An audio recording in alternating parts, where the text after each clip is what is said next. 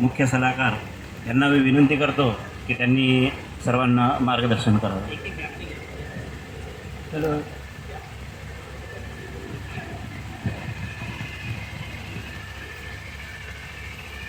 All India regional rural धरणा कार्यक्रमाच्या या आयोजनावर आपण सर्व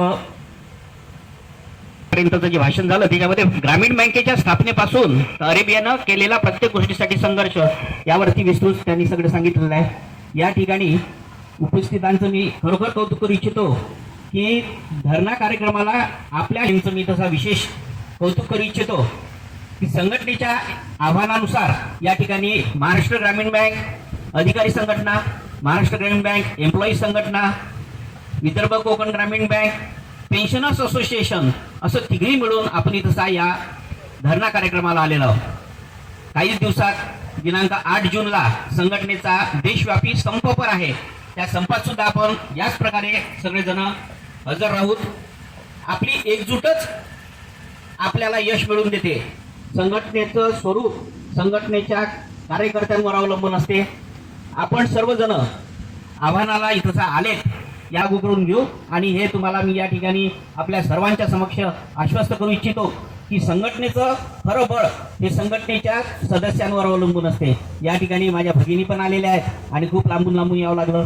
शाखा स्तरांवरती सुट्ट्या भेटत नाहीत, रिजनल स्तरावरती अडचणी आहेत. या सर्वांवर मात करून आपण एवढ्या मोठ्या संख्येने इथं आलेलो आहोत. निश्चितच भारत सरकारसोबत आहे, महाराष्ट्र ग्रामीण बँकेचं व्यवस्थापन आपल्या सोबतच आहे. मात्र या ठिकाणी तसा व्यवस्थित माहोल उपलब्ध करून दिला त्याबद्दल मी त्यांचे सुद्धा आभार मानतो आणि मला 2 शब्द इथं बोलण्याचा वेळ दिला त्याबद्दल मी आयोजकांचे आणि संघटनेचे आभार मानतो. धन्यवाद.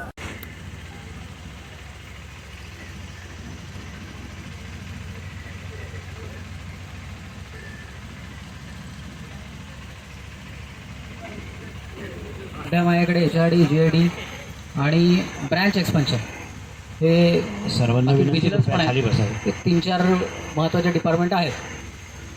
तुमचं हे जे काही निवेदन आहे ऑलरेडी वेगवेगळ्या माध्यमातून आम्हाला मिळालंच आहे. आज तुमचं इथे देशव्यापी जो काही तुम्ही आंदोलन करताय तर इथे येऊन मी निवेदन स्वीकारतो आणि आमच्या वतीने सुद्धा आम्ही DFS हे फॉरवर्ड करतो.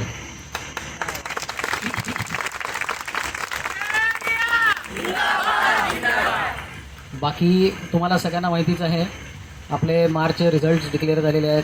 आपण सध्या कुठं आहोत आपल्याला माहिती आहे आणि आपल्याला कुठे जायचं आहे हे पण आपल्याला माहिती आहे. खूप साऱ्या प्रमाणात काही चेंजेस आहेत. सध्या चेअरमन साहेब नवीन आलेले आहेत. त्यांचा म्हणजे आवाका पण त्यांचा भरपूर आहे आणि एक म्हणजे त्यांचं एक चांगलं आहे, त्यांचं बाकी लायझनिंग पण खूप चांगलं आहे. त्यामुळे त्याचा निश्चितच आपल्या बँकेला खूप फायदा होणार आहे. तर मी सर्वांना एकच निवेदन करतो की सगळ्यांनी मिळून आपल्याला काय आपण फायनान्शियली किंवा बाकीच्या सगळ्यांनी जर भक्कम झालो तर मग आपल्याला एकदा भक्कम झाल्यानंतर मागं वळून पाहायची गरज भासत नाही. आणि बँकेच्या टॉप मॅनेजमेंटचा एक म्हणजे हेतू कायमच आपण प्रोएक्टिव्हली राहिलो आहे की फायदा झाला की तो ऑटोमॅटिकली तो एम्प्लॉई बेनिफिट्समध्ये येणार आहे. त्यामुळे त्याच्यासाठी आपण प्रयत्न करू. बँकेचा नफा जास्तीत जास्त जसा वाढायचा आहे त्याच्यासाठी प्रयत्न करू. ऑटोमॅटिकली तुम्हाला ते सगळे बेनिफिट्सच पास ऑन होतील ही शाश्वती मी देतो. धन्यवाद. सर्वांनी ज्या काही गोष्टी आपल्याला बँकेच्या डेव्हलपमेंटसाठी सांगितलेल्या आहेत तर आपल्या सगळ्यांच्या वतीनं आपल्या संघटनेच्या माध्यमातून, कारण की अरेबियाचं ब्रीद आहे first bank then other things, त्यामुळे जो काही लक्षांक फक्त ठेवीच्या बाबतीत असेल, ॲडव्हान्सच्या बाबतीत असेल, ट्रिपल्सच्या बाबतीत असेल तर या प्रत्येक गोष्टीसाठी तुम्ही दाखवलेल्या मार्गावर तुम्ही दाखवलेले सगळे लक्ष आम्ही पूर्ण करण्याचा कसोशीने प्रयत्न करू आणि ते पूर्ण करू असं आपल्या सगळ्यांच्या वतीनं मी महावस्त्र साहेबांना आश्वस्त करू इच्छितो. धन्यवाद. हे एक देशव्यापी आंदोलनाचा 4था टप्पा म्हणजे धरणे कार्यक्रम आज आयोजित करण्यात आलेला आहे. यामध्ये प्रामुख्याने नवीन प्रमोशन भरतीची मागणी आहे. ग्रामीण बँकेत जो 30,000 कर्मचाऱ्यांचा गॅप पडलेला आहे, ज्या कर्मचाऱ्यांची बँकेच्या कामकाजासाठी नितांत गरज आहे ती अशी मागणी आहे. त्यानंतर महाराष्ट्र ग्रामीण बँकेत जरी पॅरिटी झाली असेल परंतु उर्वरित आराबीमध्ये बऱ्याच ठिकाणी काही गोष्टीचा अभाव किंवा काही गोष्टीचं इम्प्लिमेंटेशन त्या आराबीने केलेलं नाही आहे. तसेच देशभरात डेली वेजर जे अनेक वर्षापासून बँकांमध्ये काम कार्यरत आहेत त्यांना देखील कायम करण्यात यावे अशी देखील या अशा आंदोलनाची एक मागणी आहे.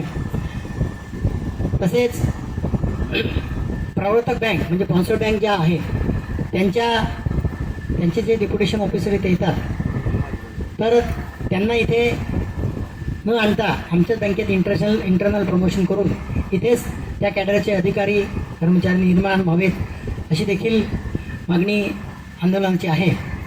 या सगळ्या आंदोलनाच्या मागणीसाठी आज देशव्यापी संप हा भव्य आणि मोठ्या यशस्वीरित्या जे काही रिपोर्ट आता व्हॉट्सअपच्या माध्यमातून जे सोशल मीडियाच्या माध्यमातून व्हॉट्सअपवर येत आहेत त्यामुळे प्रचंड प्रमाणात हे आंदोलन यशस्वी झालेलं आहे.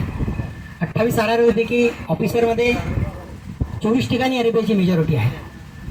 28 RRपैकी 25 ठिकाणी क्लरिकलमध्ये मेजॉरिटी आहे.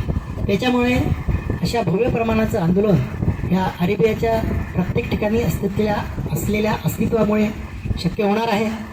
अपवादात मग काही राज्य मग आसाम असेल महाराष्ट्र असेल, बिहार असेल, गुजरात असेल, हिमाचल असेल अशा काही 2-4 जर स्टेट सोडले तर अरेबियाचा झेंडा हा दिमाखाने सगळीकडे फडकत आहे. आणि जर काही या 10 तारखेत त्यांनी काल जे CLCची मीटिंग झाली जे काही आश्वासन त्या CLCच्या मीटिंगमध्ये दिलं त्यावेळेस 4 बँकांचे जनरल मॅनेजर, 2 बँकांचे चेअरमन, DFAचे अधिकारी, नाबार्डचे अधिकारी दिल्लीला 4 तारखेला आले होते. त्यांनी आश्वासन दिलेलं आहे की 10 तारखेनंतर जी कमिटी SCC कमिटी म्हणजे स्टँडर्ड कमिटी जी आहे म्हणजे DFS, नाबार्ड आणि प्रवर्तक बँका यांची कमिटी निर्माण केलेली आहे. त्याच्या अजेंड्यावर हा विषय घेण्यात आलेला आहे आणि लवकरच ज्या आपल्या डिमांड आहे ती पूर्ण होण्याचं एक असा इशारा त्या दिवशी त्यांनी आपल्याला दिलेला आहे. होऊ शकते आपल्याला संप करायचं काम पडणार नाही, परंतु 8 जूनला जर संप झाला तर प्रचंड प्रमाणात तो संप अरेबिया यशस्वी करून दाखवणार आहे. आणि यासाठी आपण जी आज एकजूट दाखवली खरोखरच ती वाखाणण्यासारखी आहे. पुनश्च मी सगळ्यांचे धन्यवाद आणि मीडियाचे देखील आभार मानतो. थँक्यू.